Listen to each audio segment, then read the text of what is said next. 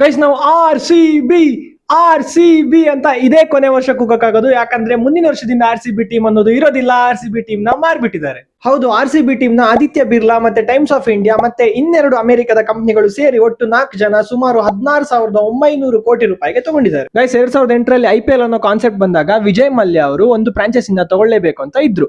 ಅವ್ರು ಆಕ್ಚುಲಿ ಮುಂಬೈ ಫ್ರಾಂಚೈಸಿಗೆ ಬಿಡ್ ಮಾಡಿದ್ರಂತೆ. ಅದು ಮೈನ್ಯೂಟ್ ಮಾರ್ಜಿನ್ ಅಲ್ಲಿ ರಿಲಯನ್ಸ್ ಅವರು ಪಾಲಾಗಿದ್ರಿಂದ ಅವರು ಕಡೆಗೆ ಬೆಂಗಳೂರು ಫ್ರಾಂಚೈಸಿನ ತಗೊಂಡ್ರು.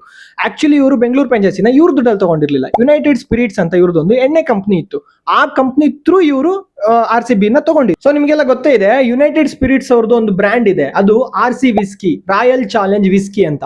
ಸೊ ವಿಜಯ್ ಮಲ್ಯ ಅವರು ಕ್ರಿಕೆಟ್ ಫ್ರಾಂಚೈಸಿನ ತಗೊಳಕ್ಕೆ ಮುಖ್ಯ ಕಾರಣನೇ ಈ ವಿಸ್ಕಿ ಬ್ರ್ಯಾಂಡ್ ನ ಪ್ರಮೋಟ್ ಮಾಡೋದು. ಸೊ ಅವರು ಇದನ್ನ ದೊಡ್ಡದಾಗಿ ಪ್ರಮೋಟ್ ಮಾಡಕ್ಕೆ ವೇಸ್ಟ್ ನ ಹುಡುಕ್ತಿರ್ಬೇಕಾದ್ರೆ IPL ಅನ್ನೋದು ಶುರು ಆಯ್ತು.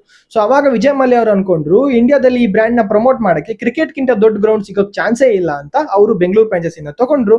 ಮತ್ತೆ ಆ ಫ್ರಾಂಚೈಸಿಗೆ RC ಅಂದ್ರೆ ರಾಯಲ್ ಚಾಲೆಂಜ್ ಬೆಂಗಳೂರು ಅಂತ ಹೆಸರಿಟ್ರು.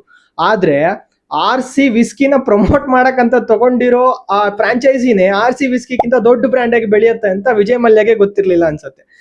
ಆದ್ರೆ ನಿಮಗೆ ಗೊತ್ತಲ್ಲ, ವಿಜಯ್ ಮಲ್ಯ ಅವರು ಕಿಂಗ್ ಫಿಶರ್ ಇಂದ ತುಂಬಾ ಲಾಸ್ ಆದ್ರು, ಕಂಪ್ನಿಗಳೆಲ್ಲ ಬ್ಯಾಂಕ್ರಪ್ಟ್ ಆಯ್ತು, ಕೋರ್ಟ್ಗೆ ಕೇಸಿಗೆಲ್ಲ ಹೋಯ್ತು. ಆಮೇಲೆ ಲಂಡನ್ ನ ಒಂದು ಡಯಾಜಿಯೋ ಅನ್ನೋ ಕಂಪ್ನಿ ಯುನೈಟೆಡ್ ಸ್ಪಿರಿಟ್ಸ್ ಅನ್ನೋ ಕಂಪ್ನಿನ ತಗೊಳ್ತು. ಓಕೆ, ಸೊ ಅವರು RCB ನ ತಗೊಂಡಿಲ್ಲ, ಯುನೈಟೆಡ್ ಸ್ಪಿರಿಟ್ಸ್ ಅನ್ನೋ ಹೋಲ್ ಕಂಪ್ನಿನೇ ತಗೊಂಡ್ರು.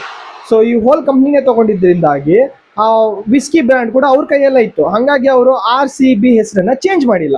ಸೊ ಇವಾಗ ಏನಾಗಿದೆ, ಆದಿತ್ಯ ಬಿರ್ಲಾ ಮತ್ತೆ ಟೈಮ್ಸ್ ಆಫ್ ಇಂಡಿಯಾ ಮತ್ತೆ ಇನ್ನಿಬ್ರು ಕಂಪ್ನಿಯವರು ಸೇರಿ ತಗೊಂಡಿರೋದು ಬರೀ RCB ಫ್ರಾಂಚೈಸಿನ ಮಾತ್ರ. ಸೊ ಈ ವಿಸ್ಕಿ ಬ್ರ್ಯಾಂಡ್ ಏನಿದೆ RC ವಿಸ್ಕಿ ಅನ್ನೋದು, ಅದು ಇವಾಗ್ಲೂ ಕೂಡ ಈ ಡಯಾಜಿಯೋ ಕಂಪ್ನಿ ಹತ್ರ ಇದೆ. ಹಾಗಾಗಿ ಸೊ ಈಗ ಇಷ್ಟು 16,000 ಕೋಟಿ ಕೊಟ್ಟು ತಗೊಂಡಾಗ ಅವರು ಇನ್ನೊಬ್ರು ಬ್ರ್ಯಾಂಡ್ ನ ಪ್ರಮೋಟ್ ಮಾಡ್ತಾರಾ? ಮಾಡಲ್ಲ. ಸೊ ಈ ವರ್ಷ ಆಲ್ರೆಡಿ ಶುರು ಆಗೋದ್ರಲ್ಲಿ ಇದೆ. ಹಾಗಾಗಿ ಈ ವರ್ಷ ಮುಂದುವರಿಯುತ್ತೆ. ಮುಂದಿನ ವರ್ಷದಿಂದ ಡೆಫಿನೆಟ್ ಆಗಿ ಅವರು ಹೆಸರು ಚೇಂಜ್ ಮಾಡೋ ಸಾಧ್ಯತೆ ಇರುತ್ತೆ. ಸೊ ನೀವೇನ್ ಹೇಳ್ತೀರಾ? RCB ಹೆಸರು ಚೇಂಜ್ ಆದ್ರೆ ನೀವು ಮತ್ತೆ ಹಳೆ ರೀತಿನೇ ಸಪೋರ್ಟ್ ಮಾಡ್ತೀರಾ?